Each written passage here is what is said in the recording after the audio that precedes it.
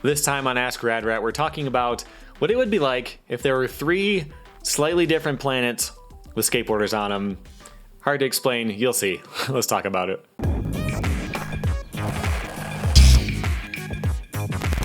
Welcome back to Rad Rat Video, a channel about skateboarding where I do everything I can think of in the skateboarding world, playing skateboarding video games, doing some skating every now and then, and answering your questions about skateboarding.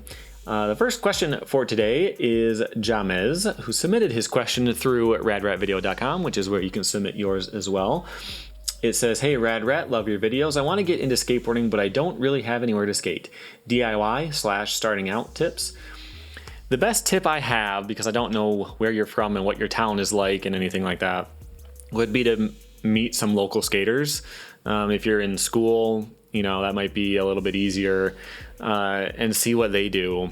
That's the biggest tip that I think is actually helpful, but I will talk about the things that I've done, which maybe will inspire you in different ways. Again, I don't know what kind of situation you have.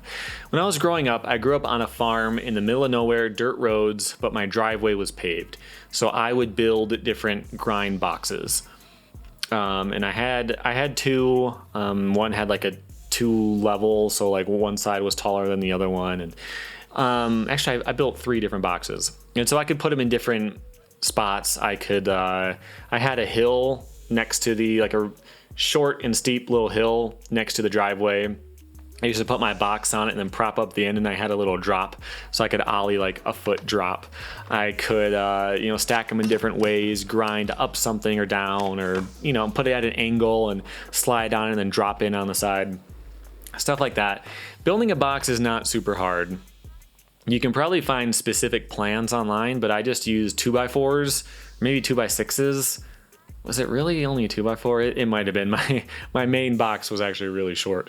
And I just built like a grid, and I put a sheet of plywood on top and then like a bar, and I drilled some holes through it and just screwed it down, and it worked just fine. You can probably do better than that, but I do have a video where I've been working on building a grind box. It may or may not be up right now, I'm not sure, but I found a kit online where you buy it and it just shows up at your door. It's got pre-drilled holes. You just put the screws in and you've got a box. That's an option too. Building your own is probably better as far as cost and like build quality, but that's an option. Something else you could do is build a mini ramp. I did this around 2005 or so, I think, and I think it ended up costing about $700 to do it. Probably more now because of inflation. It's been some time. So yeah, if you got like $1,000 you want to invest, you could try to build a mini ramp and put it in your backyard, assuming you have a backyard. So those are some options that you could do. What I have now in my backyard is I built just an 8x8 plywood platform to skate on because I have no pavement at all at my house, and I put that box off the end, and I can do grinds and land on a piece of plywood. So those are some DIY ideas that you may be able to do. Finding street spots may be possible in your area. Again, where I grew up, dirt roads, so like there was nowhere to skate at all. I think I ollied over a pothole one day because the roads got really packed down. But if you live in a town somewhere, there's probably a waxed curb somewhere. There's probably a couple of stairs or a manual pad or something like that. Your local skaters would know better, so hopefully that helps. Okay, next question is from Daniel G, who says, "Hey Rad Rat, new fan. Something that I think about when I'm at the park is how some skaters could skate in either thin shoes with no padding or bulky shoes that look like bricks. In your opinion, how much does footwear contribute to the skateboarding itself? Do you have a preference? Thank you." Let me go grab a couple examples. Hold on. Okay, so I've got 2 of the more extreme examples of both type of shoe right here. This is a Stray shoe. It is incredibly thin. Like this is 1 layer of canvas right here. Like this basically nothing there. It's very, very, very thin. It has some protection in the ollie area, which is nice. But yeah, like very low. So your ankle bone's like up here. Skating in this feels really strange to me. I think I only skated in it once, which is why, this is my back foot anyway, but yeah, like I didn't like it that much. It felt kind of dangerous.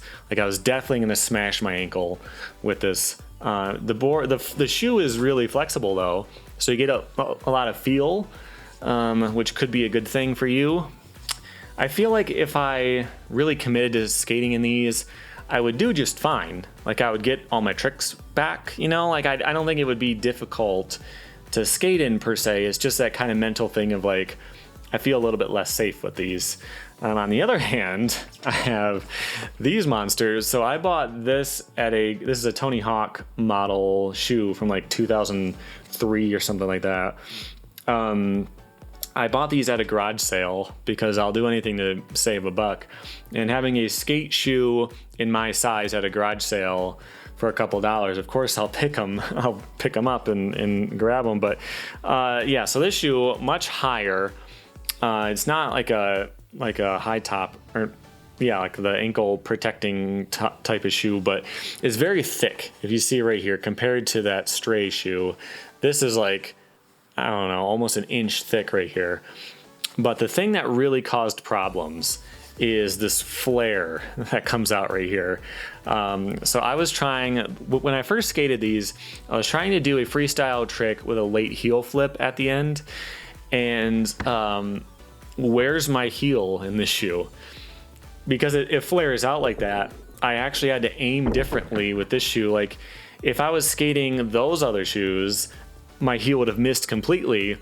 On this shoe, I would hit it squarely and get a really good flip, you know?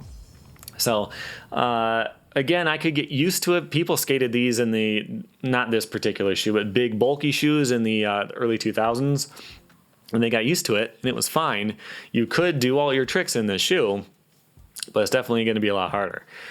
I prefer just in the middle, a little bit of support and a little bit of freedom. Yeah, this shoe, if you want to try to flex it, not as easy, but somewhere in the middle is fine. These two extremes are not really for me, but yeah, it's more of a preference thing, I would say. Okay. Next question is from Jacob. I'm sure you've been asked before, but what are your thoughts on streaming? Now, there's plenty of gaming content on your channel, but it'd be cool just to watch you casually play, especially with the recent Tony Hawk release. Greatly appreciate you and all of your uploads. Well, I've tried to stream, I think 5 times. If you watch, or if you go to my channel page and, can you sort by saved live streams? I think you can. I think there's 2 that still exist.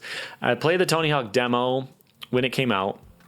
I played the Tony Hawk final game the night that it came out, and it crashed my computer. I played literally less than a minute. I think I was in the menu talking about how this is the final version of the game, and it just downloaded and what time it was and stuff like that. I started the first map. I dropped in, I did a trick, and my computer just crashed. I've had a lot of problems with streaming with different kinds of stuff. Not just that. There was one time where I was trying to stream Thrasher. No, it was I playing Grind Session? I forget which game, but like the game kept freezing. But if I wasn't streaming it, it worked. I don't know. Really weird. I do want to figure that stuff out because it's fun to just kick back, play a game, and have people to chat with and stuff like that. I do think it's fun, but it's more of a technological issue right now. And I'm not sure why. I've got a good computer. I've got a really fast connection. Like I shouldn't have any issues, but I do. So yeah, I'm not sure. I have a nice laptop now. I might be able to stream through the laptop and play on the computer, and that will solve the problems. I'm not entirely sure. But I have had a lot of questions about me doing more gaming stuff, like on a separate channel. I don't know if I'm going to answer any of those, but I don't think I'm going to do that. It's hard enough to keep up with this one channel. So if I do any streaming, it's going to be skateboarding related, and it's going to be on this channel. I tried to make a video where I played a game about killing spiders with like a flamethrower and machine guns and stuff like that. I thought it was a really cool game, and I just really wanted to play it, so I figured I might as well record it, and I lost subscribers, got a ton of dislikes, and I ended up taking down the video. So it'll definitely be skateboarding related on this channel, and I don't think I'm going to do another one. So we'll see. If I do more streaming, I'll have to figure out the tech part of it. Okay. Next question is from Brad. Hi Rat, here's a thought experiment. Imagine we become aware of two planets fostering life forms that are both completely obsessed with skateboarding. They're no more or less technically advanced than us, however the planets have different masses. One is substantially heavier and the other is substantially lighter to an arbitrary degree. Which do you think would have a more interesting skateboarding culture? The one with intense gravity, turning skateboarding into a strong person competition with a greater focus on being an athlete, or the one where physical limitations are less preventative, allowing more innovation at the risk of it being a sport? Okay, so we've got three planets. We've got Earth, we've got heavier Earth, and lighter Earth, where gravity is either stronger or weaker.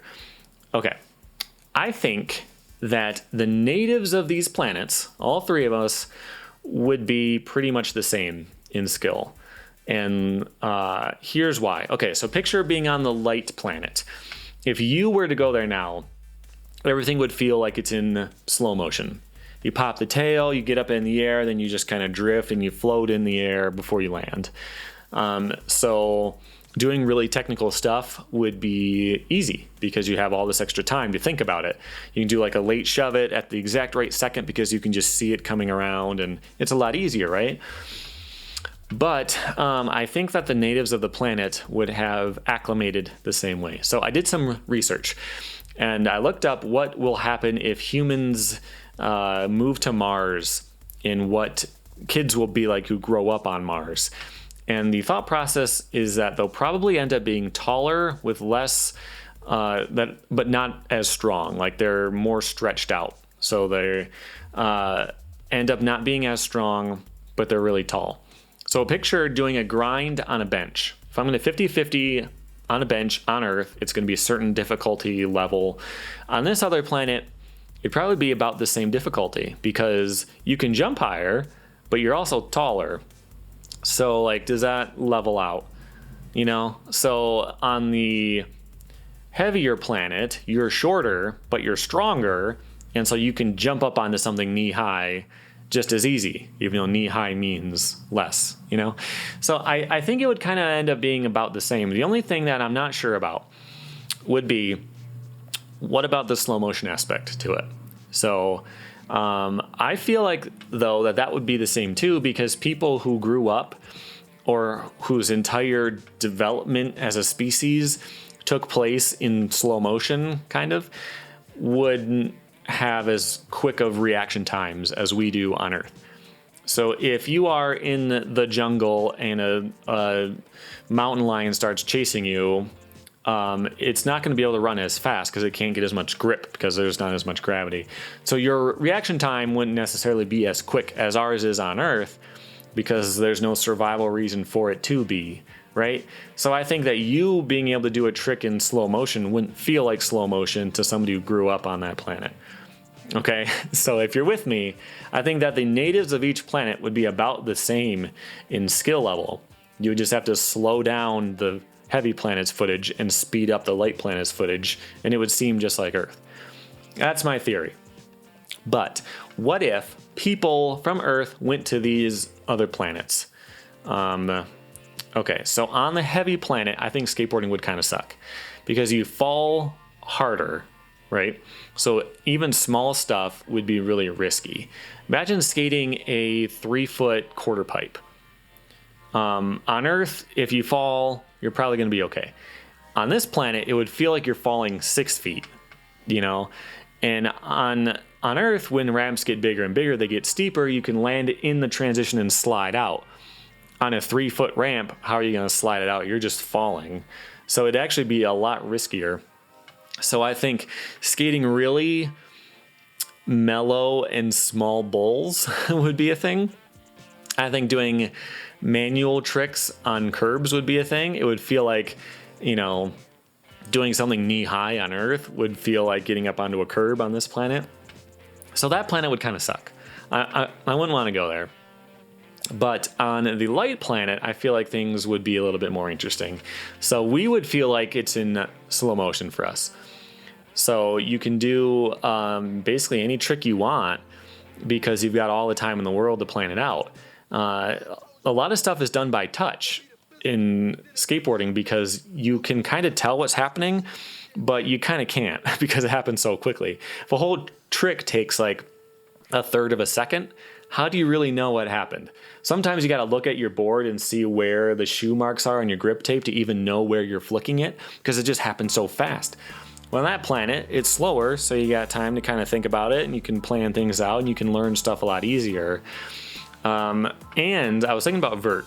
So I remember, I think it was Lincoln Ueda had a sequence when I was a kid, maybe about 2002, 3, 4, to sort of range in a trans world. It was an ad, and he did a back foot heel flip indie. And it was not what you're picturing. So he basically rode out of the ramp, he cleared the coping, and then kicked his back foot.